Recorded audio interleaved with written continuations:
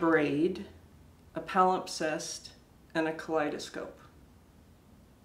Those are my 3 writing assignments for you that I would like you to complete and then submit.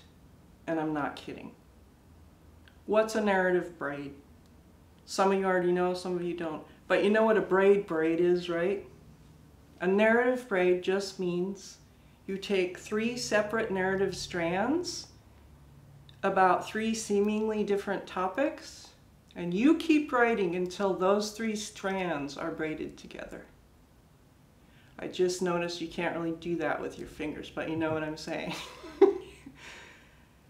And you can either do it by doing a fragment of one, a fragment of another, and a fragment of the third, and then going back to the first, and the second, and the third, in little narrative fragments, till you build a story from 3 different strands. If you want an example, go to Guernica magazine online and look at my story, Woven.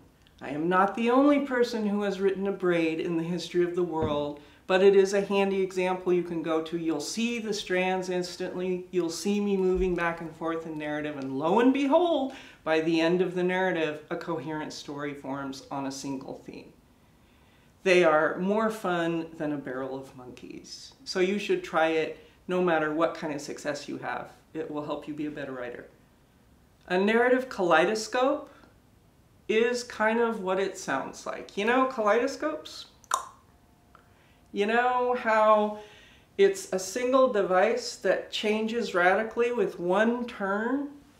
You're going to write a 10-fragment narrative kaleidoscope on a single theme. But each time you make a turn and make a new fragment or section, you're going to write about the theme from an entirely different angle. That is all. It's just a series of 10-fragment narrative turns until you've exhausted talking about that particular topic. And the third idea for a story or a chapter or an essay is a narrative palimpsest. Palimpsest is one of my favorite words in the universe, and I'll tell you what it means briefly in case you don't know. In antiquity, remember when cuneiform existed and writing was just scratches on tablets? Well, there wasn't a delete button or an eraser or whiteout, right?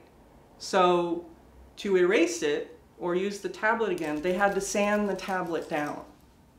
And every time they did that, most of the marks got sanded down, but there was a trace of whatever the story was first left. And the layering of those traces, that's a palimpsest.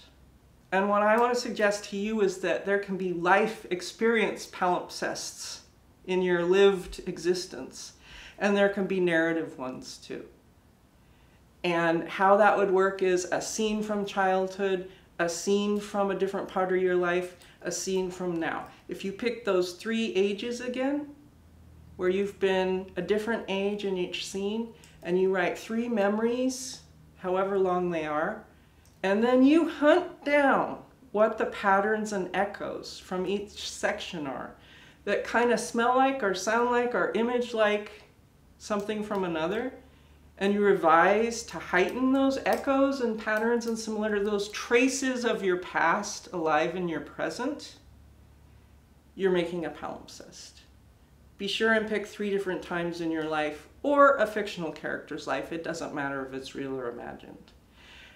An example of a palimpsest also happens at Guernica magazine in the story I wrote called Woven, in which you'll see different times of my life echoed in each other. And you'll see that I could only tell the full story by finding a way to let those echoes be the story. So a narrative braid, a narrative palimpsest, and a narrative kaleidoscope. Those are your story or essay or chapter assignments, and you're going to submit them. Okay, one caveat. When I say submit, for the love of baby Jesus's dinger, I don't mean submit to me. I don't mean you send me your work. I'm not a publisher. I'm not going to publish you. I used to be a publisher, but I'm not anymore. So I'm going to tell you my favorite places just right now I think BuzzFeed has an essay series I love. The Rumpus has an essay series I love. The Manifestation has an essay series I love. It's run by my amazing friend Jennifer Pasteloff, and they print weekly, so you should definitely check those out. Those are 3 online places that you can submit.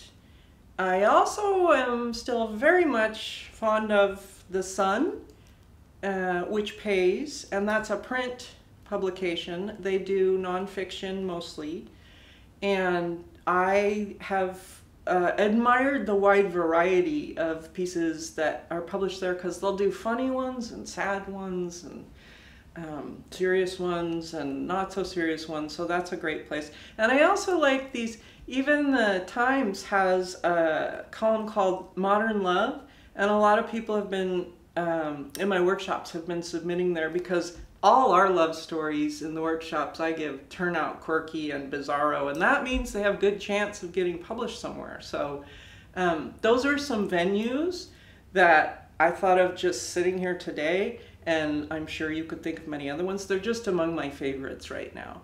But you want to submit your creation so that we can start a revolution of writing stories differently, because we have a reason to. Why can't we write differently enough that we effect change?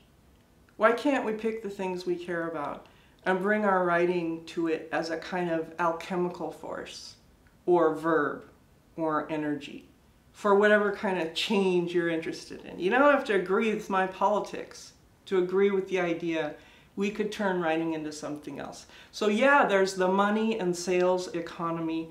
There are the publishing gatekeepers. Yes, they exist. Yes, we have to deal with them. But that's not all we have to do. Nobody tied our hands and feet. We could invent other economies. We could make writing together do something else. Do I know exactly what it is?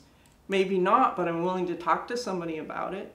What if we could do other things with writing besides just submit to the publishing and economy masters? What if we could make community changes or personal changes or even cultural changes? If everyone together wrote about something they cared about and bombarded the New Yorker with it, like 500 people sending a certain kind of story on a certain kind of theme to the New Yorker, they'd hear us. They'd go, what the fuck is that? Why did 500 people just send us a story about glaciers? Something weird is happening. But what a beautiful moment that would be. That would be a minor interruption. But what if we could do something besides just wait to be told we're pretty or waiting for someone to click like? What if we could do something else? So I want to recruit you, is what I want. I want to make some online workshops and face-to-face workshops where we figure out something else to do besides what they've told us we can and can't do. And I want you to send me ideas about that. And I'm willing to let you help me build whatever it is we do. Reinventing workshops, reinventing writing, reinventing why we share what we share, and how to make art. And I want you to go and tell me what your ideas are. And I promise you, I'll build whatever I'm building with you, not against you. Please help me make something that doesn't exist yet. I mean, what's more exciting than that? It's a lot more fun than standing in line like a cow waiting for your turn to get fed. Don't you think? Hey, if any ideas in this video resonated with you, please let us know in the comments. You can ask a question or take a shot at the assignment or share what you'd like to explore in upcoming talks. We'd love it if you'd like, comment, and share, and we'll be sure to reward those actions because I love presents. Don't forget to subscribe to the YouTube channel and join us at corporealwriting.online to make sure you don't miss what's coming up next. Because what's coming up next is a writing revolution. Art matters. Thanks.